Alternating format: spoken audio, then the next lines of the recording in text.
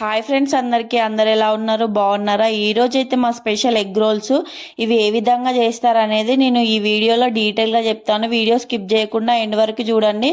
ముందుగా ఈ egg rolls కోసం అయితే 2 కప్స్ వరకు గోధుమ పిండిని తీసుకొని అందులో ఉప్పు, కొంచెం ఆయిల్ వేసుకొని పిండి మొత్తం కలిసే విధంగా కలుపుకోవాలి.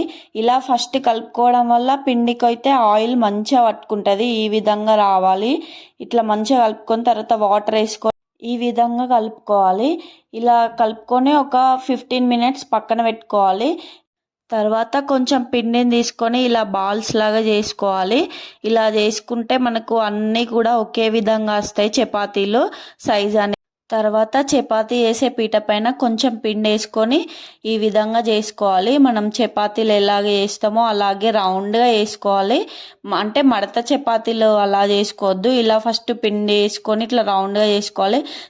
ఈ రోల్స్లోకి స్టఫ్ కోసం అయితే క్యారెట్, టమాటో, ఆనియన్, క్యాబేజీ ఇలా కొన్ని తురిమి పెట్టుకున్నాను. ఆనియన్, టమాటో కట్ చేసి పెట్టుకున్నాను. ఇంకా క్యాప్సికమ్ కూడా యాడ్ చేస్తారు. మనకు ఏ వెజిటేబుల్స్ అవైలబుల్గా ఉంటే అవి కూడా యాడ్ చేసుకోవచ్చు. ఇవి ఫస్ట్ అయితే కొంచెం కుక్ చేసుకోవాలి. సో దానికోసం అయితే నేను ప్యాన్లో ఆయిల్ వేసుకొని అందులో ఫస్ట్ అయితే ఆనియన్ వేసుకున్నాను. ఆనియన్ ఇవి మంచిగా ఫ్రై అయిపోవాలి. కొంచెం 50% ఫ్రై కావాలి. ఇవి 50% ఫ్రై అయిన తర్వాత ఇందులో టమాటో యాడ్ చేసుకోవాలి. తర్వాత క్యారెట్ వేసుకోవాలి.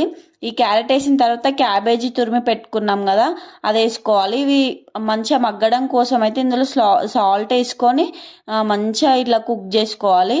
ఇవి కుక్ అయిన తర్వాత కారం వేసుకోవాలి. ఇవి ఒక 5 మినిట్స్ కుక్ చేసుకున్న తర్వాత ఇందులో ధనియాల పౌడర్ యాడ్ చేసుకోవాలి. ఫైనల్గా గరం మసాలా వేసుకోవాలి. సాసెస్ ఉంటే అవి కూడా యాడ్ చేసుకోవచ్చు, టమాటో సాస్, కెచప్స్ అవి కూడా. కానీ నాకైతే నచ్చవు అవి, సో అందుకనే నేను స్కిప్ చేశాను. తర్వాత ఈ రోల్ మనం ఫస్ట్ అయితే ప్రిపేర్ చేసుకొని పక్కన పెట్టుకున్నాం కదా చపాతీలు, అవి మంచిగా ఈవెన్గా ఇట్లా కాల్చుకోవాలి. చపాతీ వేసుకోవాలి. తర్వాత దానిపైన ఎగ్స్ అయితే కొట్టేసుకోవాలి. ఎగ్స్ వేసుకున్న తర్వాత కొంచెం సాల్ట్ వేసుకొని వైపులా మంచిగా కాల్చుకోవాలి. 2 వైపులా కాలిన తర్వాత దీనిపైన కొంచెం కారం వేసుకొని మనం ముందు ప్రిపేర్ చేసుకున్న స్టఫ్ అయితే వేసుకోవాలి. ఇంకా దీన్ని కెచప్తో తింటే చాలా బాగుంటుంది. మీరు కూడా ఒకసారి ట్రై చేసి